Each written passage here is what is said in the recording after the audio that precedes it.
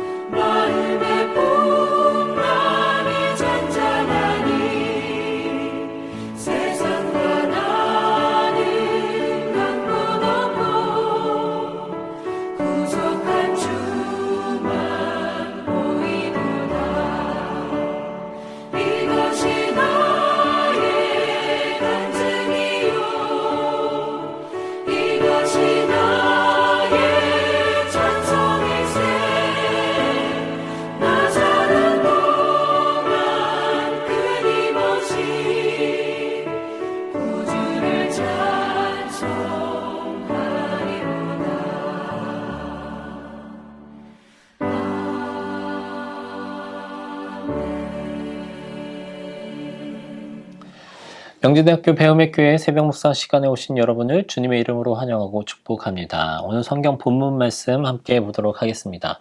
오늘 성경 본문 말씀은 역대하 13장 1절에서 12절까지의 말씀 세번역 성경으로 함께 보도록 하겠습니다.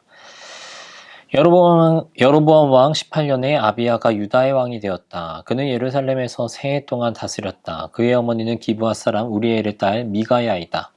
아비야와 여로보암 사이에 전쟁이 벌어졌다. 아비야는 전쟁에 용감한 군인 40만을 뽑아 싸우러 나갔고 여로보암 역시 정예군인 80만을 뽑아서 맞섰다. 아비야가 엘브라임 산간지역에 있는 스마라임 산 위에 서서 소리쳤다. 여로보암과 온 이스라엘은 내가 하는 말을 들으라. 주와 이스라엘의 하나님께서 다윗과 소금으로 파기될 수 없는 언약을 맺으시고 이스라엘을 다윗이 다스릴 나라로 영원히 그와 그의 자손에게 주신 것을 너희들이 모를 리가 없을 것이다. 그런데 다윗의 아들 솔로몬의 신하였던 느밧의 아들 여로보암이 일어나서 자기 임금에게 반역하였다. 건달과 불량배들이 여로보암 주변을 몰려들어 솔로몬의 아들 르호보암을 대적하였다. 그때 르호보암은 아직 어리고 마음도 약하여 그들을 막아낼 힘이 없었다. 너희는 수도 많고 또 여로보암이 너희의 신이라고 만들어준 금송아지들이 너희와 함께 있다고 해서 지금 다윗의 자손이 맡아 다스리는 주님의 나라를 감히 대적하고 있다. 너희는 아론의 자손인 주님의 제사장들 뿐 아니라 레위 사람들까지 내쫓고 이방 나라의 백성들이 하듯이 너희 마음대로 제사장들을 임명하지 않았느냐. 누구든지 수송아지 한 마리와 순양 7마리만 끌고 와서 성직을 맡겠다고 하면 허수아비 신의 제사장이 되는 것이 아니냐. 그러나 우리에게는 주님만이 우리의 하나님이다. 우리는 그를 저버리지 않았다. 주님을 섬기는 제사장들은 다 아론의 자손이다. 레위 사람들도 자기들의 직무를 수행하고 있다. 그들은 날마다 아침 저녁으로 주님께 번제를 드리고 향을 피워드리고 깨끗한 상에 빵을 차려놓고 금 등잔대에 있는 저녁마다 불을 밝힌다. 이렇게 우리는 주님께서 정하여 주신 법도를 지키고 있다. 그러나 너희는 그 법도를 저버렸다. 똑똑히 보아라. 하나님은 우리와 함께 계신다. 그가 우리의 우두머리이시다. 그의 제사장들은 너희를 공격할 때에 불려고 귀상 나팔을 들고 서 있다. 이스라엘 자손아, 너희 주 조상의 하나님과 싸울 생각은 하지 말아라. 이길 수 없는 싸움이 아니겠느냐. 지금 우리가 읽고 있는 역대하 성경은 10장부터 사실은 후반부에 접어들고 있다라고 말할 수 있겠습니다.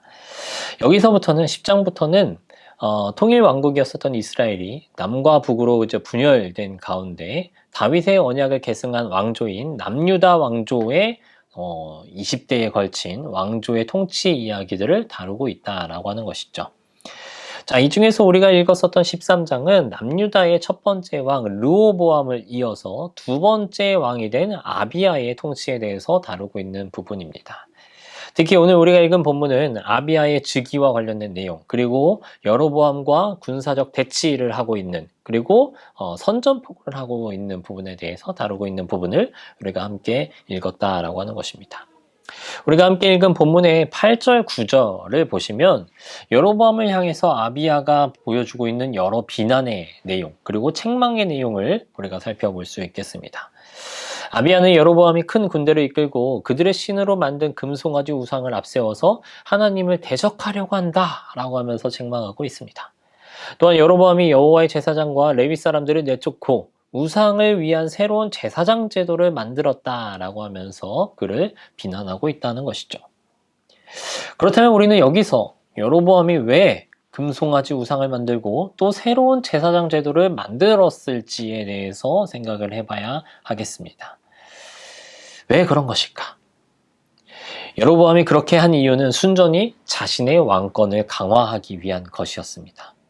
여로보암은 다윗 왕조의 불만을 가지고 있었던 북쪽 지파들을 규합하여서 르호보암에 대하여서 반역함으로써 북이스라엘을 세우고 왕이 되었지만 자신의 왕권에 대한 불안감을 떨칠 수는 없었다라고 하는 것이죠. 이미 하나의 통일된 왕국에서 르호보암을 향한 불만만을 토대로 분열된 사람들이었고, 그러한 사람들이 그 이유 하나만으로 규합되었기 때문에 다른 정당한 이유, 그러니까 여로보암이 그들의 왕으로서 세워질 다른 정당한 이유는 찾아보기 어려웠다라고 하는 것입니다. 여로보암이 북쪽 지파에 연합된 리더로서 세워질 수밖에 없는 다른 이유는 부족했다라고 하는 것이죠. 또한 이미 다윗 왕조에 대한 불만은 남아있었지만 그들이 이미 가지고 있었던 예배, 그들이 가지고 있었던 믿음과 신앙을 위해서는 예루살렘 성전을 방문했어야 하는, 그들이 이미 이전까지 가지고 있었던 그 습관은 남아있었기 때문에 백성들의 마음이, 언약적 정통성이 다윗 왕조, 남유다에게 있다라고 하면서 마음이 흔들릴 수 있는 그런 여지가 남아있었기 때문이었습니다. 그렇게 되면 자신이 만들어 놓은 이 왕권도 보장될 수 없겠다라고 하는 생각이 있었다라고 하는 것이죠. 그렇기에 그는 새로운 제의와 예배 형태의 도입을 필요로 했습니다. 불안한 요소를 제거하고자 했던 것이었죠. 그래서 여로보암은 금송아지 우상을 만들어서 이것을 우리가 믿고 있는 하나님이다 라고 말하면서 백성들로 하여금 섬기게 만들었고, 그것을 비판하는 여호와의 제사장들과 레위인들을 박해하여서 쫓아내고, 또 제사장들이 되기 위하여서 재물을 가지고 온 사람들, 뇌물을 가지고 온 사람들을 마음대로 제사장으로 세우는 그러한 악행을 저지르게 되었다라고 하는 것입니다. 말하자면 여로보암에게 있어서 신앙이라고 했던 것은 자신의 성공과 자기가 가지고 있었던 그 탐욕을 채워주는 수단, 그 이상도 그 이하도 아니었던 것이었어요. 여로보암에게 있어서 새로운 종교적인 상징인 금송아지는 그의 나라를 지탱해주는 정치적인 기반이 되었다라고 하는 것이고, 그의 욕심을 채워주는 더러운 이익의 수단이 되었던 것이었습니다. 우리는 이 부분에서 우리가 가지고 있는 신앙의 의미가 무엇인지를 다시금 생각해 볼 필요가 있겠습니다. 참신앙이라고 하는 것, 참된 신앙이라고 하는 것은 이처럼 자기의 유익을 구하거나 자신의 성공과 탐욕을 채워주는 수단이 아니다라고 하는 것입니다. 참된 신앙은 하나님의 부르심에 대한 인간의 자연스러운 반응이며, 이는 자기를 부인함으로써만 가능하다라고 하는 것입니다. 그렇기 때문에 우리의 예수님은 아무든지 나를 따라오려거든 자기를 부인하고 자기 십자가를 지고 나를 쫓을 것이다 라고 말씀하신 것이죠. 참된 신앙의 시작은 철저하게 자기 자신을 부인하는 데서부터 시작이 되는 것입니다. 신앙이 자신의 이기적인 목적을 이루기 위한 것이라면 그것은 신앙이 아니겠죠. 그것은 우리의 탐심을 나타내는 또 다른 표현이 될 수밖에 없는 것입니다. 그러한 점에서 우리는 우리의 신앙을 다시 한번 뒤돌아볼 필요가 있겠습니다. 오늘날 교회마다 겪고 있는 가장 큰 위기 중에 하나가 무엇인지 다시 한번 우리는 상기할 필요가 있겠습니다. 그 문제점은 무엇인지, 그 위기는 무엇인지, 그것은 무엇이냐면 바로 성도들의 신앙이 개인의 유익을 추구하는 대로 흘러가고 있다라고 하는 것이죠. 많은 그리스도인들이 자신의 이기적인 목적을 추구하다가 보니 그 욕구가 채워지지 않으면 신앙을 버려버리고 또 교회를 다닐 의미를 잃어버리기까지 하고 있다라고 하는 것입니다. 그들은 더 큰 복을 받기 위해서 헌금을 하고 있고, 자식들의 형통과 자신들이 하고 있는 사업의 성공을 위하여서 새벽 기도하고 철야 기도를 하고 있는 모습이 우리 안에 있다라고 하는 것입니다. 또한 교회 안에서는 교인들이 줄어들까봐, 혹은 교인들이 상처받을까봐 노심초사하면서 그들에게 듣기 편하고 받아들이기에 달콤한 말들만, 그러한 메시지들만 넘쳐나고 있다라고 하는 것입니다. 많은 강단에서 축복에 대한 선포는 많아지고 있지만 희생과 봉사와 헌신과 자기 비움과 관련된 메시지들은 점점 강단에서 사라지고 있는 현실을 우리가 마주하고 있다라고 하는 것입니다. 이것이야말로 현대교회가 처한 위기 중에 위기라고 할 수 있겠습니다. 이렇게 참 신앙을 상실한 자들이 모인 교회는, 그 교회는 더 이상 진정한 의미로서의 교회가 될 수 없다라고 하는 것입니다. 우리가 성경에서 접하게 되는 가장 모범적인 또 그리스도인 중에 한 명인 바울은 이렇게 얘기를 합니다. 무엇이든지 내게 유익하던 것을 내가 그리스도를 위하여 다 해로 여길 뿐더러 또한 모든 것을 해로 여김은 내 주 그리스도 예수를 아는 지식이 가장 고상함을 인함이라. 내가 그를 위하여 모든 것을 잃어버리고 배설물로 여김은 그리스도를 얻었기 때문이다.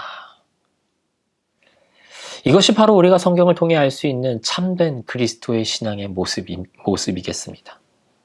우리가 잘 알고 있듯이 바울은 주님의 부르심을 받고 주님을 위하여 철저하게 자기를 부인하는 삶을 살았었던 사람이었습니다.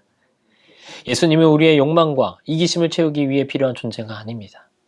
그분은 이미 우리에게 목숨을 주셨고 새 생명을 주셨고 우리 스스로 해결할 수 없는 구원의 문제를 해결해 주신 분이다라고 하는 것이죠.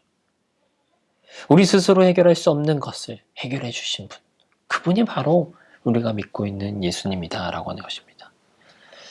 그러므로 예수님을 위해 자기의 유익을 포기하고 희생하며 고난을 받는 제자의 삶을 살아가는 것이 우리가 가져야 할 참된 신앙의 모습이라 할 수 있는 것입니다. 우리에게 유익과 만족을 위해 가졌던 신앙의 모습이 있습니까? 이 시간 예수님을 위해 그것을 버리고 철저하게 자기 자신을 부인하고 자기 십자가를 지고 예수님의 길을 묵묵히 쫓아가는 그러한 저와 여러분들이 되길 주님의 이름으로 소망합니다. 함께 기도하시겠습니다. 하나님, 우리의 신앙을 돌아보기를 소망합니다. 우리에게 주님을 믿는 것이 나 자신이 가지고 있는 욕심과 이기심을 채우기 위함이 아니었는지 뒤돌아보게 하시고, 그런 모습이 있었다면 철저하게 그것을 버리고 자기 자신을 부인하는, 그리고 우리에게 주어진 각자의 십자가를 지고 묵묵히 주님께서 걸어가신 그 길을 우리 역시도 걸어가기를 소망하는 그러한 성숙한 그리스도인들이 되게 하여 주시옵소서. 감사드리며 예수님의 이름으로 기도드립니다. 아멘.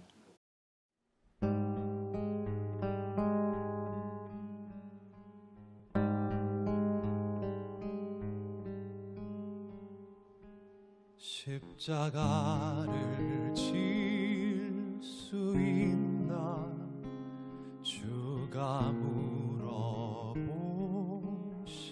때 죽기까지 따르오리. 성도 대답하였다.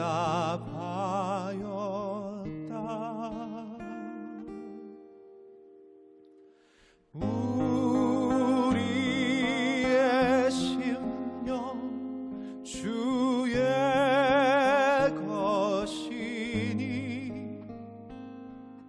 주님의 형상 만드소서.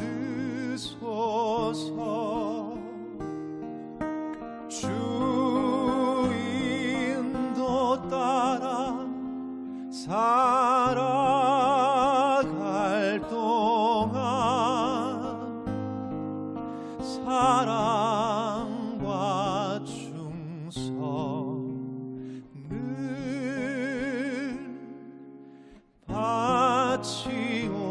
바치오리다.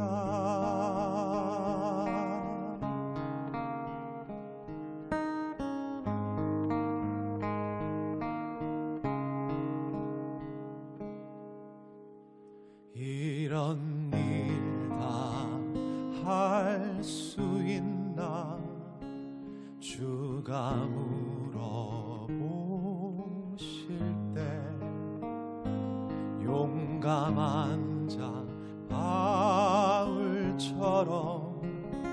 선뜻 대답하리라.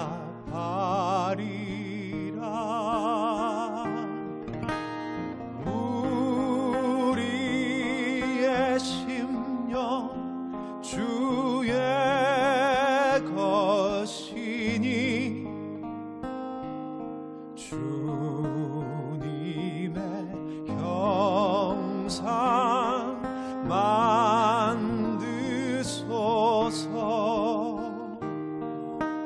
주 인도 따라 살아